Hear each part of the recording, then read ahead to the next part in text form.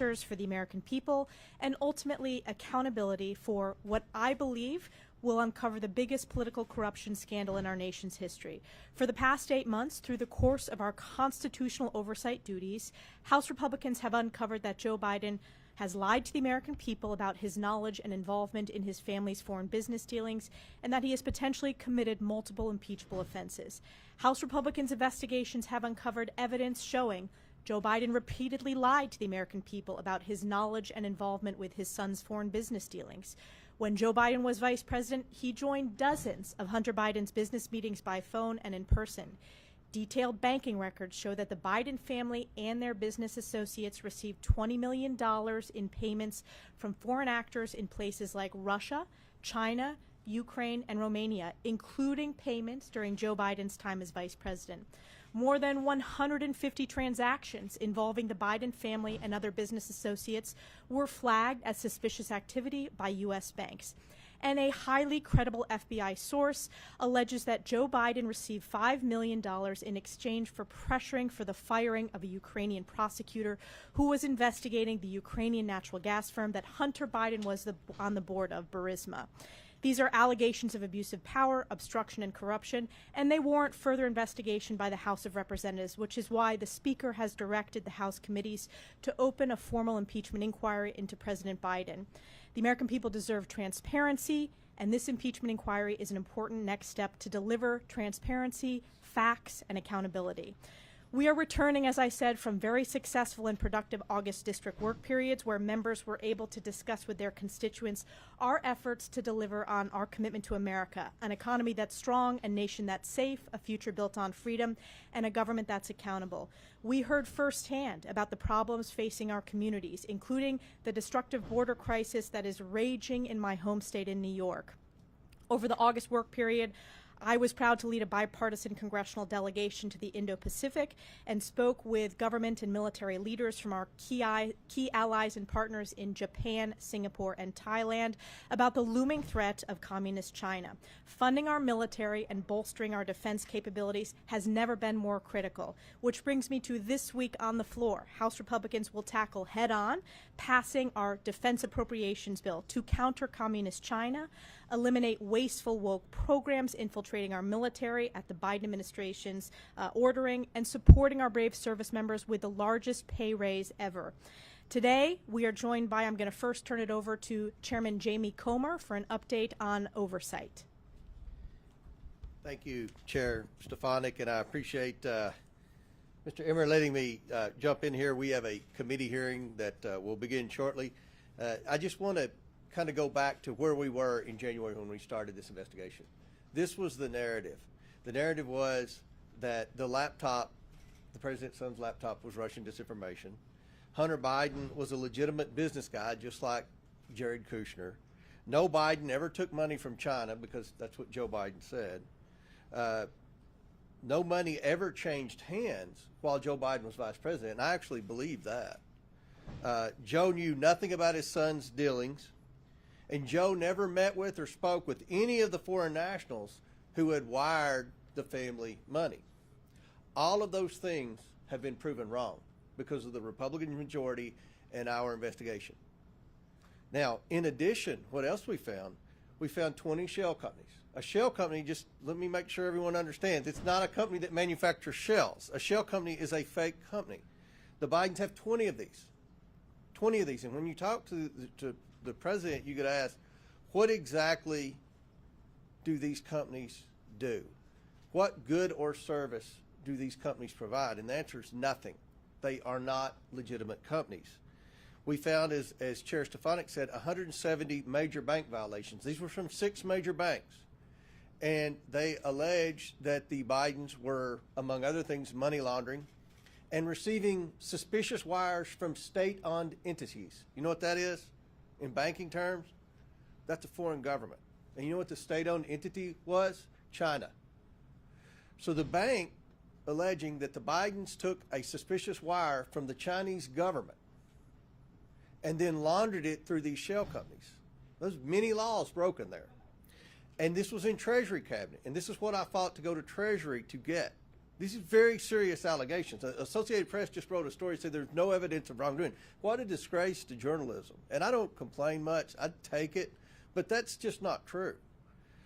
We also learned that 9 Biden family members have received money from foreign entities. 9 families, including the president's granddaughter, who received a wire that had been laundered to the shell companies from Romania days after the president left Romania when he was vice president.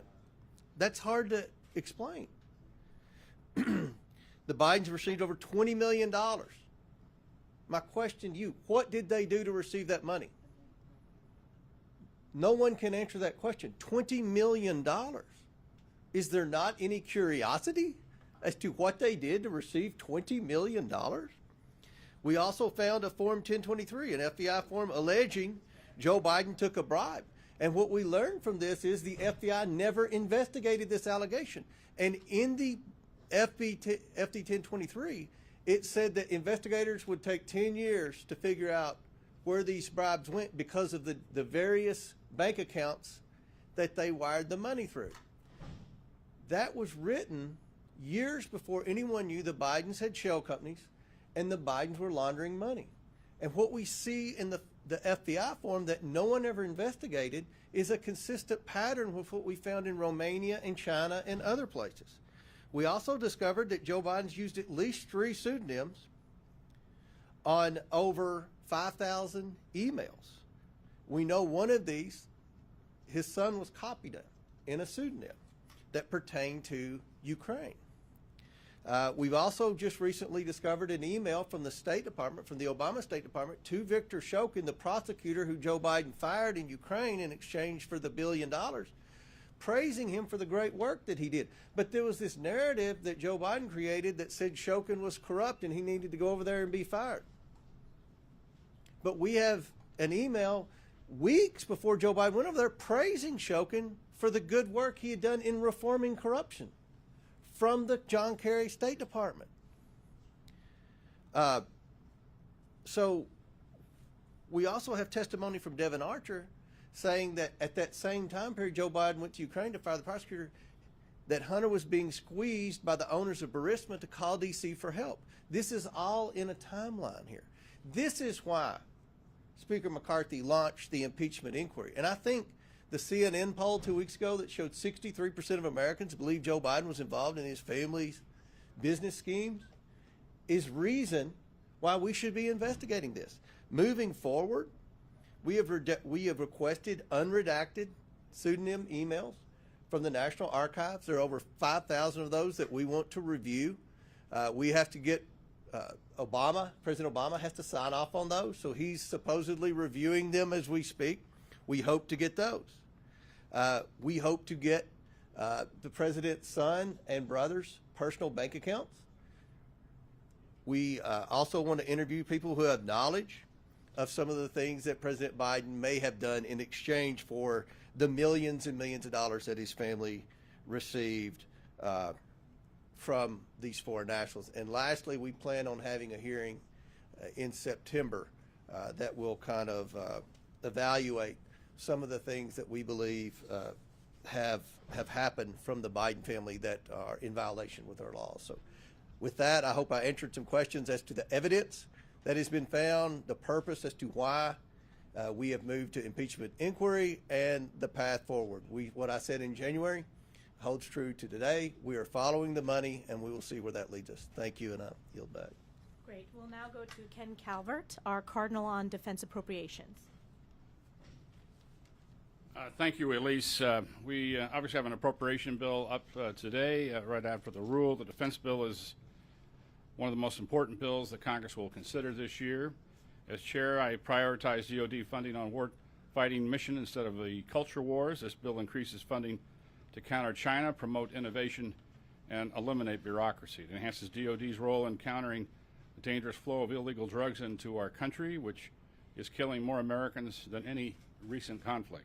The bill also includes historic base pay increase, an average of 30% for junior enlisted members.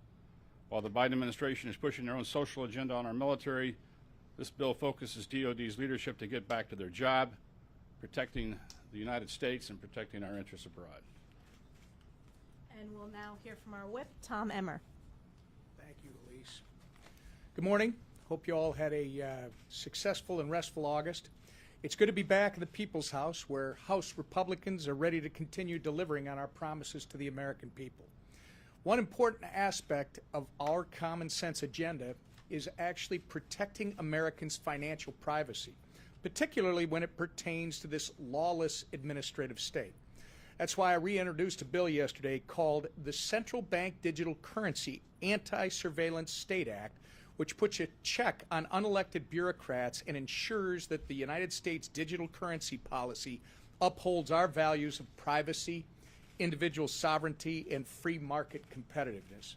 Recent actions from the Biden administration have made it clear that they are not only itching to create a digital dollar, but they're willing to trade Americans' right to financial privacy for a surveillance-style CBDC. This bill ensures the future of crypto is in the hands of the American people, not the administrative state, by prohibiting the Federal Reserve from creating a tool with unfettered insight into Americans' financial data. If not open, permissionless, and private, like cash, a CBDC is nothing more than a CCP-style surveillance tool that can be weaponized to oppress the American way of life. We're not going to let that happen. Not on House Republicans' watch. And I want to thank the Financial Services Committee for considering our bill this month, and we're going to continue working to ensure that the digital economy is designed by Americans and emulates American values. And I return it to the conference chair. Great. Happy to take questions. Yes. So yesterday, a lot of the Freedom Caucus folks said that they may not be voting in favor of the defense appropriations bill. As of right now, do you have enough votes to get the bill passed? And if not, what's the plan? Well, we can tell it's the first day of the week. This is always the question. We're going to work through the process as we have.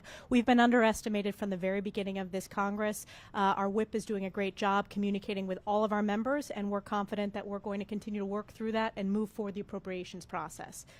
Yes. Thank you. We understand House Republicans plan to put the disaster supplemental spending request in the Homeland Security Appropriations bill that'll come to the floor, we believe next week.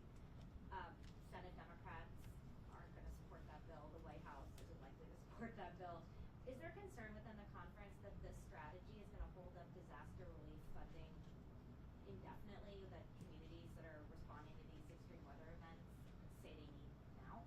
We are working through regular order, and I want to point out the Speaker traveled to Maui over the August recess. I also received a briefing when we were in Hawaii on the way to our Indo-Pacific delegation, and those conversations are ongoing with members to work through the appropriations process, but we're fully committed to making sure that we're working through that in regular order and getting all members' feedback. Let's take a step back here.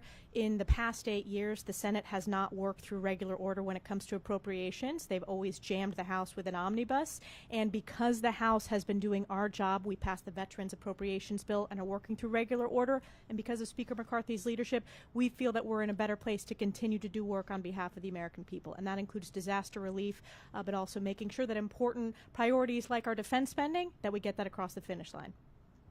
Yes, sir. Sure. I'm interested, how confident are you that House Republicans will be able to do their part to avert a government shutdown by the end of the month, and are you willing to continue resolution? We're just going to keep working with every single Republican member and try to keep doing the job that we've been doing. Great. Thank you.